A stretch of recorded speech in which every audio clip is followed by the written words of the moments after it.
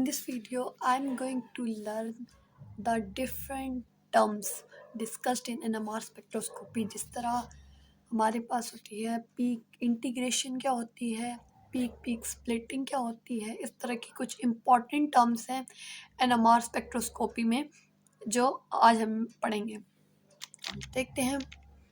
सबसे पहले ये कुछ स्पेक्ट्रा पिछले उससे रिलेटेड और टॉपिक से रिलेटेड हम सॉल्व कर लेते हैं। जिस तरह हम लोगों ने पिछले लेक्चर में एनएमआर स्पेक्ट्रा का इंट्रोडक्शन, उसका बेसिक प्रिंसिपल, एनएमआर किस प्रिंसिपल पे वर्क करता है वो पढ़ा है। उस बेस पे हम लोग अब स्टडी करते हैं या ये ग्राफ सॉल्व करने की कोशिश करते हैं।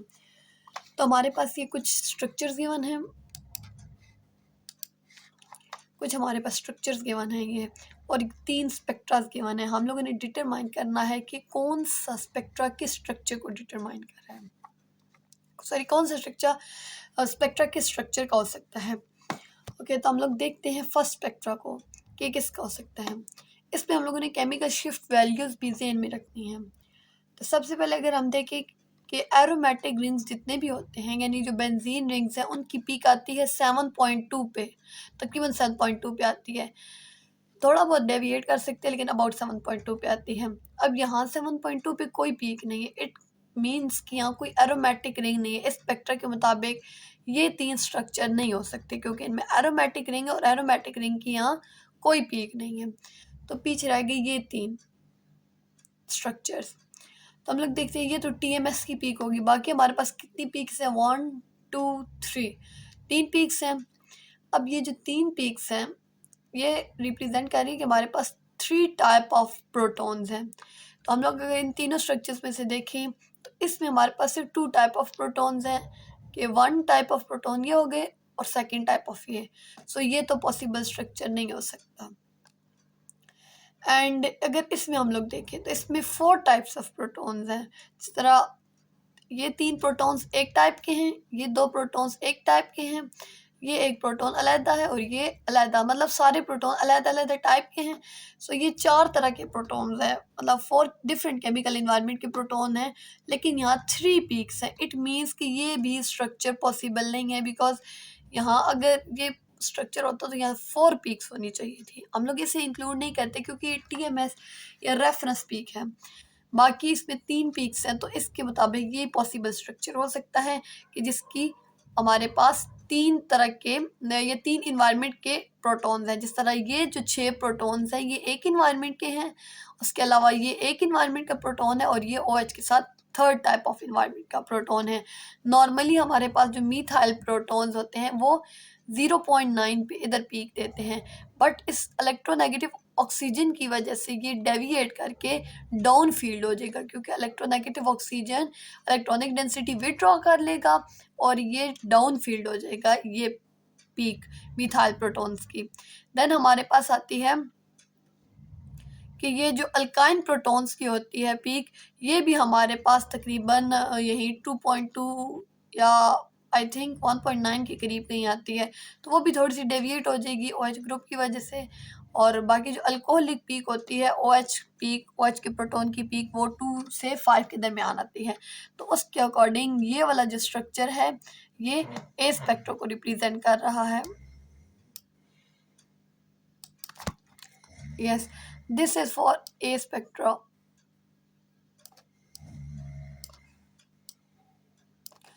ओके, नेक्स्ट हम देखते हैं अगला स्ट्रक्चर किसका हो सकता है। ओके, नेक्स्ट है हमारे पास टोटल 2 पीक्स हैं और हमारे पास 7.2 तकरीबन 7 के करीब एक पीक आ रही है। इट मीन्स कि ये बेंजीन की या एरोमेटिक रिंग की पीक है। तो इसमें ये 3 पॉसिबल स्ट्रक्चर में से कोई एक स्ट्रक्चर हो सकता है। देखते हैं कौन सा स्ट्रक्चर है। अब ये तो एरोमेटिक की पीक होगी, इसके अलावा एक पीक होगी, मतलब एक तरह के हाइड्रोजन, एक तो एरोमेटिक रिंग के हाइड्रोजन्स और इसके अलावा एक और हाइड्रोजन्स, एक और केमिकल इन्वायरमेंट के हाइड्रोजन्स हैं। तो हम देखते हैं कौन सा हो सकता है। ये पॉसिबल स्ट्रक्चर हो सकता है। ये मिथाइल प्रोटॉन्स की पीक आती है हमारे पास 0.9 पे, इधर आनी चाहिए, बट ये यहाँ इतनी ज़्यादा डेविएट करके आ रही है।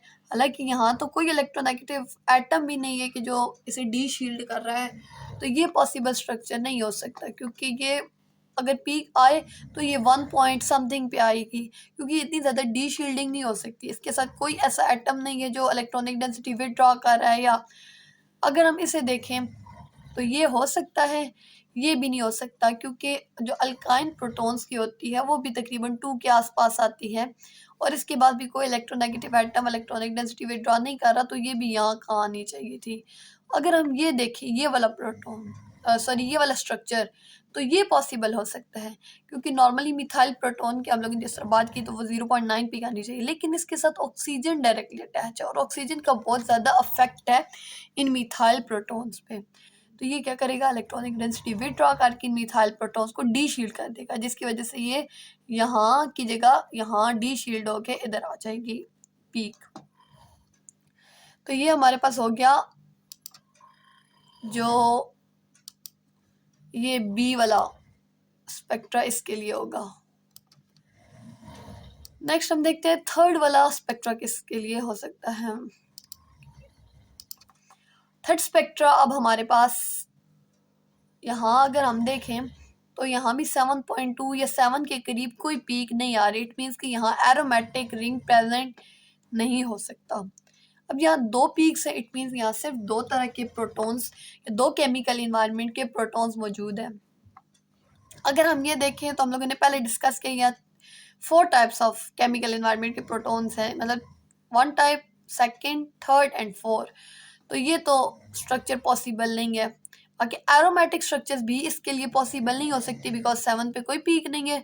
तो लास्ट इसके लिए स्ट्रक्चर पॉसिबल है जिसमें 2 तरह के प्रोटॉन, एक ये तरह के प्रोटॉन्स हैं और एक ये 2 प्रोटॉन्स सेम इन्वायरमेंट के हैं। तो इसमें हमारे पास जो मिथाइल प्रोटॉन्स हैं उनकी पीक पहले आएगी, देन हमारे पास ये जो प्रोटॉन्स हैं इनकी आएगी, क्योंकि ये ब्रोमीन के साथ इनके नेबरिंग में ब्रोमीन इलेक्ट्रोनेगेटिव एटम है। सो ये हमारे पास थर्ड स्पेक्ट्रा का जो स्ट्रक्चर है वो पॉसिबल स्ट्रक्चर वो होगा ये वाला। This is for C spectra. Okay, next है हमारे पास पीक इंडिकेशन क्या होती है। Basically the area under the peak is proportional to number of hydrogen contributing to that peak. कि किसी भी पीक का जो एरिया है वो डायरेक्टली प्रोपोर्शनल होता है नंबर ऑफ हाइड्रोजन्स के। इट मीन कि जितने ज़्यादा नंबर ऑफ हाइड्रोजन होंगे उतना ज़्यादा पीक का एरिया होगा, या पीक की इंटेंसिटी उतनी ही ज़्यादा होगी। बेसिकली पीक इंटीग्रेशन हमें यही बताती है that how many hydrogen will make to form a single peak, और how many hydrogen of same environment will form a single peak. तो पीक इंटीग्रेशन बेसिकली सम को कहते हैं। तो sum of hydrogen means how many hydrogens or protons add to form a single peak. this हम कहते हैं ये peak integration है।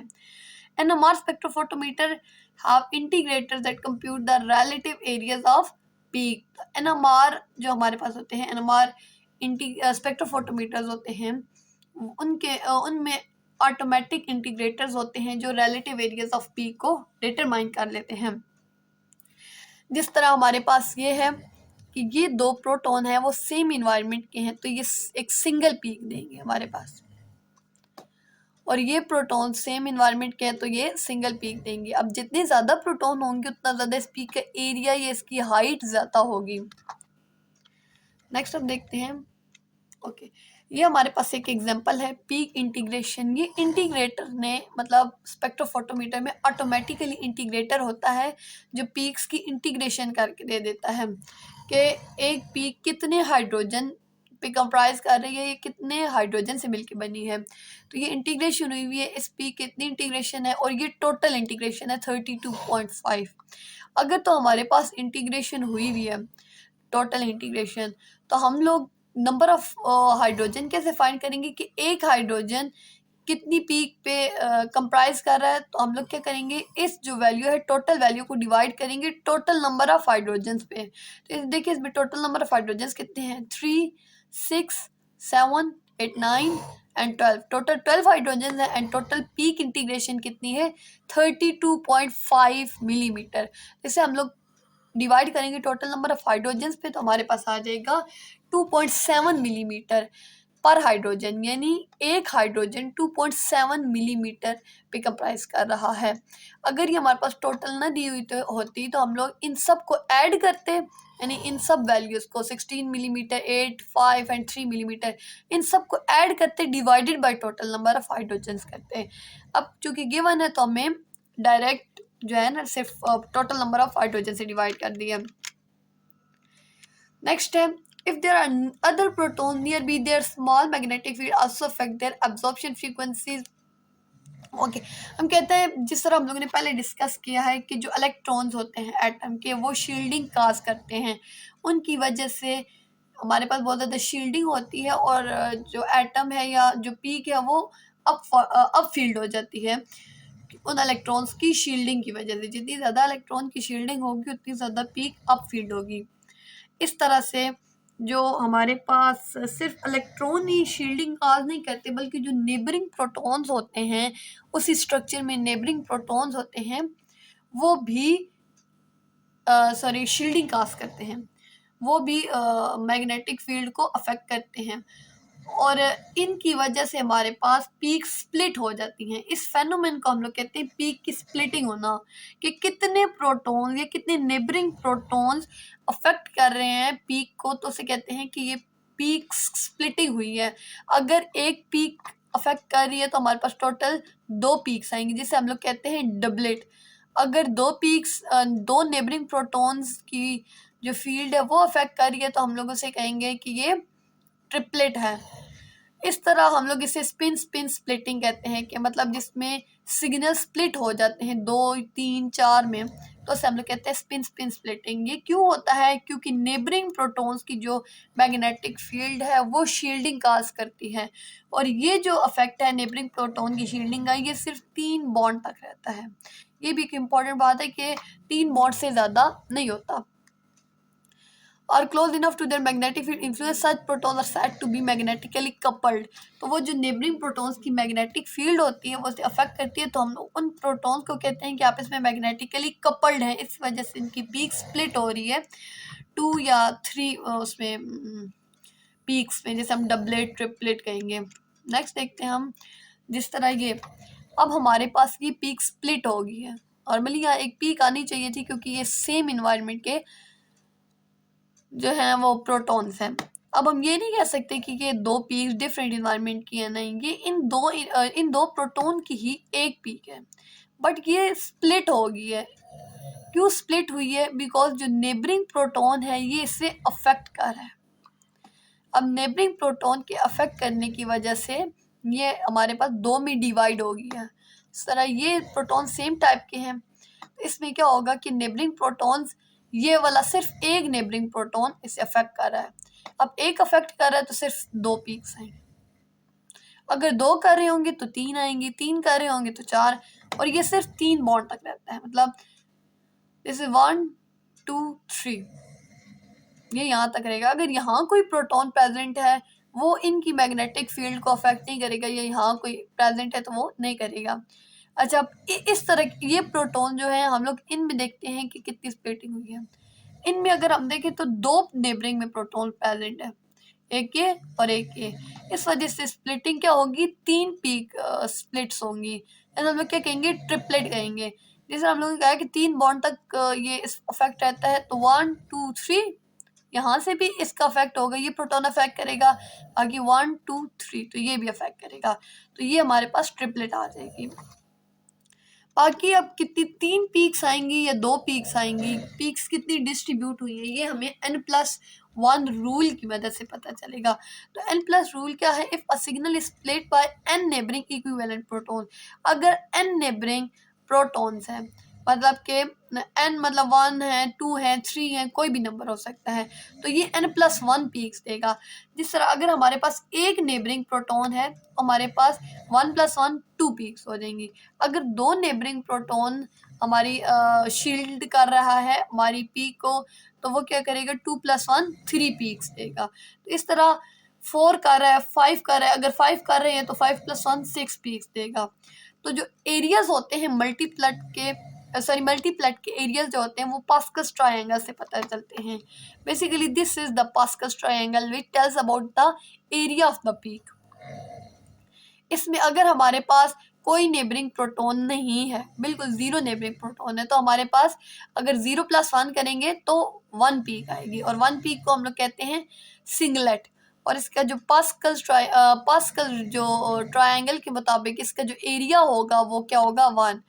सिमिलरली अगर हम देखें, अगर 1 नेबरिंग प्रोटोन है तो 1+1 2 हो जाएगा, डबलेट इसे कहेंगे। और इसका जो पास्कल्स ट्रायंगल में एरिया आएगा 1:1 आएगा। तो सिमिलर वे में 5, 6, 7 ये एक थोड़ा मेमोराइज भी करना है कि इनके नाम क्या है। मतलब 7 को सेप्टेट कहते हैं, 6 को सेक्सटेट वगैरह कहते हैं। और n+1 रूल याद रखना है कि अगर 5 नेबरिंग प्रोटोन होंगे तो 5+1 6 पीक्स आएंगी, जिसे हम सेक्सटेट कहेंगे। तो सिमिलर वे में ये सारा होगा। नेक्स्ट टाइम यस, ये अब जिस तरह से स्प्लिटिंग हुई है, अब ये अगर हम जूम करें तो नज़र आएगा, नॉर्मली ये नज़र नहीं आ रहा लेकिन जूम में नज़र आ रहा है कि ये पीक स्प्लिट हुई हैं 2 पार्ट्स में। बी टाइप के प्रोटॉन, ये बी टाइप के सेम केमिकल एनवायरनमेंट वाले प्रोटॉन हैं, तो ये 6 प्रोटॉन मिलके एक पीक बना रहे हैं। तो दिस इज पीक इंटीग्रेशन के ये 6 प्रोटॉन्स एक सिंगल पीक बना रहे हैं, इसे हम पीक इंटीग्रेशन कहते हैं। अब हमने सारे कॉन्सेप्ट्स को साथ लेके चलना है, मतलब केमिकल एनवायरनमेंट जिस तरह हम लोगों ने पढ़ा है, पीक स्प्लिटिंग पढ़ी है, पीक इंटीग्रेशन करनी है, तो हम लोग स्पेक्ट्रस को देख के साथ साथ में सारी चीज़ें ज़हन में रखेंगे तब स्पेक्ट्रस सॉल्व होंगे। अब ये जो 6 इन्वायरमेंट है वो एक तरह के प्रोटॉन 6 प्रोटॉन है, उनका केमिकल इन्वायरमेंट सेम है। अब देखते हैं इन्हें कितनी तरह के प्रोटॉन नेबरिंग में अफेक्ट कर रहे हैं। तो हम देखें सिर्फ एक प्रोटॉन ही है, अगर हम वहां तक पहुंचे तो ये 3 मोड से ज़्यादा हो जाते हैं, 1 2 3 से ज़्यादा हो जाते हैं, 3 और फिर आगे 4 हो जाएगा, तो वो प्रोटॉन इसे अफेक्ट नहीं कर सकते। तो इसे सिर्फ एक सिंगल प्रोटॉन अफेक्ट कर रहा है, 1 प्रोटॉन है। तो n+ रूल के मुताबिक हम लोग क्या करेंगे, 1+1 क्या हो जाएगा, 2 हो जाएगा। तो इन प्रोटॉन्स की जो बी टाइप ऑफ प्रोटॉन्स हैं उनके हमारे पास कितनी पीक्स आएंगी, 2, यानी डबलेट आएगा, डुप्लेट। अगर हम अब देखते हैं सी टाइप के प्रोटॉन्स, ये सी टाइप के प्रोटॉन्स पीक है, तो ये कितनी पीक्स आएंगी अगर हम इसे जूम करके देखें, 1 2 3 4 5 6 7 पीक्स हैं। क्यों 7 पीक्स हैं? अगर हम देखें सी टाइप के प्रोटॉन्स तो इन्हें 3 और 3 6 प्रोटॉन्स अफेक्ट कर रहे हैं इसकी मैग्नेटिक फील्ड को। और अगर हम n+1 फार्मूला लगाएं 6+1 = 7, तो 7 पीक्स आएंगे। इस तरह अगर ए टाइप के प्रोटॉन देखें तो ए टाइप के प्रोटॉन्स के नेबरिंग में कोई हमारे पास प्रोटॉन नहीं है, 0 प्रोटॉन है, तो 0+1 1, तो इसकी एक सिंगलेट पीक आएगी।